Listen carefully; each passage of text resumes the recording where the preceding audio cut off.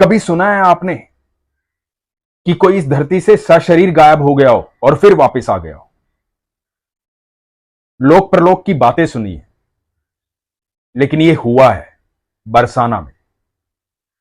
ये जो प्रसंग आपको सुनाने जा रहा हूं, बस एक अनुरोध है कि शुरू करने से पहले अपनी आंखें बंद कर लेना और ध्यान से सुनना। जो भी आपको अनुभूति हो इस प्रसंग को सुनने के बाद कमेंट में लिखना। हरे कृष्ण दोस्तों, मैं हूं अनुज शर्मा। बरसाना में रहते थे गुलाब खान। गुलाब खान सारंगी बजाते थे। उनकी एक छोटी सी बेटी थी, बड़ी खूबसूरत बच्ची, प्यारी बच्ची, नाम था राधा। गुलाब खान सारंगी बजाते थे राधा रानी के महल में। भजन कीर्तन होता था वहां पर। गोस्वामी जी भजन गाते थे, गुलाब खान सारंगी बजाते थे। जब कीर्तन होता था, भजन होता था, तो उनकी बेटी राधा नृत्य करती थी। यह सिलसिला कई सालों से चल रहा था। ईश्वर जो होते हैं उनके लिए सब एक समान होते हैं, क्योंकि सबको ईश्वर ने बनाया है। हम सब ईश्वर की संतान हैं। ये भेदभाव, जाति पाति, ये सब कुछ हमने रचा है। ईश्वर ने इंसान रचा, ईश्वर ने अपनी संतान रची और उसकी संतान हम सब हैं। तो गुलाब खान नियमित रूप से वहां सारंगी बजाते थे। बेटी बड़ी होने लगी थी। सब आपस में बहुत प्रेम करते थे। बच्ची वहीं पली बड़ी, वहीं खेलती थी। जब बड़ी हो गई तो लोगों ने कहा कि गुलाब, अब बिटिया बड़ी हो गई है, अब इसका विवाह कर दे। तो गुलाब ने कहा कि मैं कौन होता हूं विवाह करने वाला? ये तो मेरी राधा है और इसको मेरी राधा रानी ही देखेंगी। विवाह की व्यवस्था करनी होगी तो वही करेगी, क्योंकि मेरे पास तो इतने पैसे नहीं है। तो लोगों ने कहा कि राधा रानी ही व्यवस्था करेगी, तू लड़का तो तलाश कर। राधा के लिए लड़का देखा गया। गुलाब खान ने राधा का विवाह कर दिया। विवाह करने में सबने सहयोग किया। जितने भी वहां के लोग थे, जितने भी भक्त थे राधा रानी के, सबने सहयोग किया। सब अपनी बेटी मानते थे राधा को। राधा की विदाई हो गई।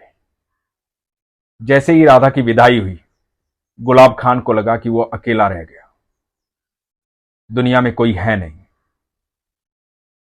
लगातार रो रहा था। विदाई के बाद एक क्षण भी ऐसा नहीं आया जब उसकी आंखों से आंसू नहीं आ रहे थे। वहीं बरसाना में राधा रानी के महल में बैठा रोता रहता, राधा राधा बोलता रहता, रोता रहता, राधा राधा बोलता रहता। बस मुंह से एक ही शब्द निकल रहा था, राधा राधा तू कहां चली गई राधा? राधा मैं तेरे बिना रह नहीं पा रहा हूं, राधा मेरी राधा आजा राधा। सिर्फ यही चल रहा था, राधा राधा राधा राधा राधा राधा। 3 दिन बीत गए, आंखों से अश्रु रुके ही ना। बहुत लोगों ने समझाया, भक्तों ने समझाया कि बेटी पराया धन होती है गुलाब, एक दिन शादी करनी होती है, अच्छे से विवाह हुआ है उसका, वो खुश है अपनी जगह, तू भी शांत हो जा। गुलाब खान का दिल कैसे माने? पूरी जिंदगी एक बेटी के साथ ही तो रहा है। अब सारंगी बजाने का मन नहीं करता था। भजन कीर्तन होता, लेकिन गुलाब सारंगी नहीं बजाता था। 3 दिन बीत गए, ना सारंगी बजाई, ना कुछ किया, ना खाया, ना पिया। बस राधा राधा चिल्लाता रहा, रोता रहा। बताते हैं कि तीसरे दिन की रात थी। गुलाब खान वहीं बैठा था, राधा रानी के महल में, वहीं अटारी पर। आवाज दे रहा था, राधा राधा कहां चली गई राधा? एक छोटी सी खूबसूरत बच्ची आई,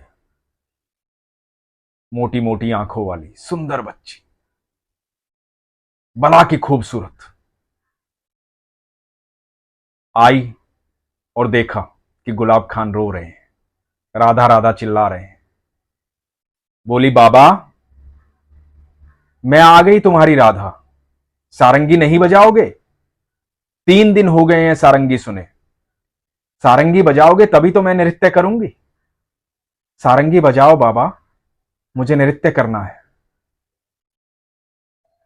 गुलाब खान के कांपते हाथों से सारंगी उठी, सारंगी बजी।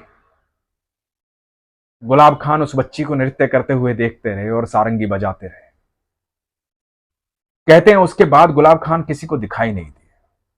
लोगों ने इधर उधर तलाश किया, क्योंकि गुलाब खान को सब जानते थे। पहले विरह में सारंगी नहीं बजा रहे थे, अब लोगों को लगा कि कई दिन बीत गए हैं, कहीं ढूंढ कर लाते हैं, मनाते हैं, बाबा को समझाते हैं, लेकिन गुलाब खान कहीं नहीं मिले। लोगों ने बहुत ढूंढा, लोगों ने सलाह दी कि हो सकता है गुलाब खान ने शरीर त्याग दिया हो, बैकुंठवास कर गए हो, क्योंकि उनसे विरह सहन नहीं हो रही थी। बूढ़े भी हो गए थे, 3 दिन से भूखे प्यासे भी थे, यहीं बैठे रहते थे। कहीं निकल गए होंगे वनों में, शरीर त्याग दिया होगा। जब कई दिन हो गए तो लोगों की इस तरह की सलाह आई, और लोगों ने गुलाब खान की याद में, वहां पर पीली पोखर है, बरसाना में जब राधा रानी के महल से नीचे उतरते हैं तो सीढ़ियों से उतरकर जब आगे जाते हैं तो वहां एक जगह आती है पीली पोखर। पीली पोखर में एक चबूतरा बनाया गया गुलाब खान की याद में, उनकी समाधि, गुलाब खान का चबूतरा। आज भी आप जब बरसाना जाएंगे, राधा रानी के महल जाएंगे, तो किसी से भी पूछना गुलाब खान का चबूतरा कहां है, तो वहां वो चबूतरा बनाया गया उनकी याद में। अब समय बीतने लगा, काफी समय बाद एक दिन गोस्वामी जी राधा रानी के महल से निकल रहे थे। पीछे से आवाज आई सारंगी की, राधे राधे, राधे राधे। ये आवाज सुनकर के गोस्वामी जी हड़बड़ा गए, पीछे मुड़कर देखा तो गुलाब खान खड़े हुए थे, हाथ में सारंगी लिए हुए। गोस्वामी जी घबरा गए कि ये कैसे हो सकता है। गुलाब खान ने तो शरीर छोड़ दिया था, गुलाब खान का तो किसी को पता ही नहीं है, ये कहां से आ सकते हैं। तो गुलाब खान बोले, गोस्वामी जी मैं हूं आपका गुलाब, क्या देख रहे हो। तो गोस्वामी जी बोले, गुलाब कहां थे इतने दिनों से। गुलाब हष्ट पुष्ट दिखाई दे रहे थे, स्वस्थ दिखाई दे रहे थे, चेहरे पर अलग ही रौनक थी, अलग ऑरा था उनका। गोस्वामी जी देखकर हैरान हो गए। तो गुलाब बोले कि मैं तो यहीं था, इतने दिनों से यहीं सारंगी बजाता हूं। गोस्वामी जी बोले, तुम यहां कहां थे, सब तुम्हें ढूंढ रहे थे, तुम्हारे नाम का चबूतरा बनवाया है, तुम्हारी समाधि बना दी गई है, सबको लगा तुम बैकुंठवास चले गए, शरीर त्याग दिया है तुमने।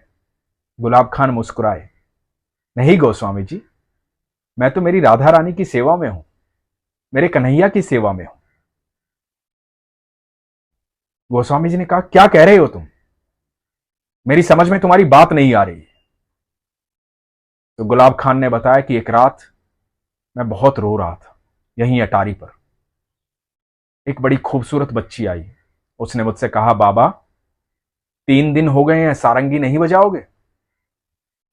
मैंने सारंगी बजाई, मैं भाव विभोर हो गया, मुझे कुछ समझ में नहीं आ रहा था।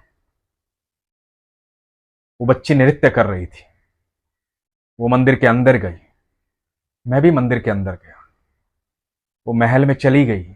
जब मैं महल के अंदर गया तो मैंने देखा वो बच्ची कोई और नहीं, मेरी राधा रानी थी, मेरी प्राण प्यारी थी, सर्वेश्वरी थी। लाडली और कन्हैया को एक साथ नृत्य करते देखा। वहां बहुत सारे लोग थे, बहुत सारी गोपियां थी। मेरी लाडली और मेरे कन्हैया मेरी सारंगी की धुन पर नृत्य कर रहे थे, मैं सारंगी बजा रहा था। अब मैं रोज सारंगी बजाता था, मेरे कन्हैया और लाडली दोनों नृत्य करते हैं मेरी सारंगी पर, मेरे सामने।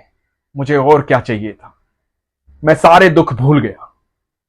बस आज अभी आप दिखाई दिए तो मैंने आवाज दी, राधे राधे। गोस्वामी जी बोले, कैसी पगलाई हुई बातें करता है, तू कह रहा है कि यहां महल में राधा रानी और कन्हैया तुझे नृत्य करते हुए दिखाई दे रहे थे, और तू सारंगी बजाता है, और तू इतने दिन से यहां आ रहा है, तू कैसी बातें कर रहा है गुलाब। गुलाब बोला, आपको यकीन नहीं हो रहा, आपको सच में यकीन नहीं हो रहा। अच्छा ये बताओ कि आपने अभी अभी राधा रानी को किस चीज का भोग लगाया है। तो गोस्वामी जी ने कहा कि पान का, और गुलाब ने अपनी जेब से पान का बीड़ा निकाला, यही पान है ना वो। और गोस्वामी जी थर थर कांपने लगे, देखते रह गए। गुलाब बोला, मैं सिर्फ राधा रानी के लिए सारंगी बजाता हूं, मैं उन्हीं के साथ रहता हूं, मुझे इधर उधर क्यों ढूंढते हो, मैं तो यहीं रहता हूं। यह सत्य घटना है। गुलाब खान को किसी ने नहीं देखा, गुलाब खान कहीं दिखाई नहीं देते थे। जीवित सशरीर भगवान में विलीन हो गए, एकदम साक्षात। जिसने कृष्ण और राधा रानी को नृत्य करते हुए देखा हो, ऐसे भक्त हैं गुलाब खान। आप जब भी जाएं तो उनके चबूतरे पर जरूर जाना। बरसाना में जाके किसी को भी पूछोगे गुलाब खान का चबूतरा कहां है, तो कोई भी बता देगा। लोगों को क्या लगता है कि वृंदावन में कृष्ण और राधा नहीं है? कृष्ण और राधा वहां के कण कण में है। वहां आज भी इतने लोग जाते हैं, और जो लोग जाते हैं वो वापस जब आते हैं तो बदल कर आते हैं। क्यों बदल कर आते हैं? ऐसी कौन सी हवा है वहां पर? ऐसा कौन सा जादू है वहां पर? ऐसा क्या है वहां पर कि वहां से वापस आने के बाद घर में मन ही नहीं लगता? मन करता है कि वापस भाग जाऊं वृंदावन, वापस जाऊं बरसाना, मिलूं लाडली जी से, मिलूं कन्हैया से, क्योंकि वहां रहते हैं ठाकुर, क्योंकि वहां है राधा रानी। और जो लोग ये सोचते हैं ना कि भगवान नहीं होते, ईश्वर नहीं होते, मैं सच कहता हूं, एक बार वृंदावन जाओ, एक बार बस उस धरती पर जाकर देखो। वहां जैसे जाओगे ना, वैसे वापस नहीं आओगे, बदल जाओगे। यही प्रेम है मेरे कृष्ण का, यही प्रेम है मेरी राधा रानी का। गुलाब खान जैसे विरले भक्त होते हैं जिनको सशरीर राधा रानी और कृष्ण अपने पास बुला लेते हैं, जिनकी सारंगी सुनते हैं। अद्भुत लीला थी। आपको जैसा भी सुनकर लगा हो, लिखिएगा जरूर। मैं सुनना चाहूंगा कि आपको कैसी अनुभूति हुई, क्योंकि मुझे तो साक्षात कृष्ण राधा रानी दिखाई देते हैं, गुलाब खान सारंगी बजाते हुए दिखाई देते हैं, और मुझे यकीन है आपको भी दिखाई देते होंगे। यह विश्वास की बात है। हमेशा इसलिए कहता हूं, अपने विश्वास को मजबूत रखिए, अपना ख्याल रखिए। हरे कृष्ण।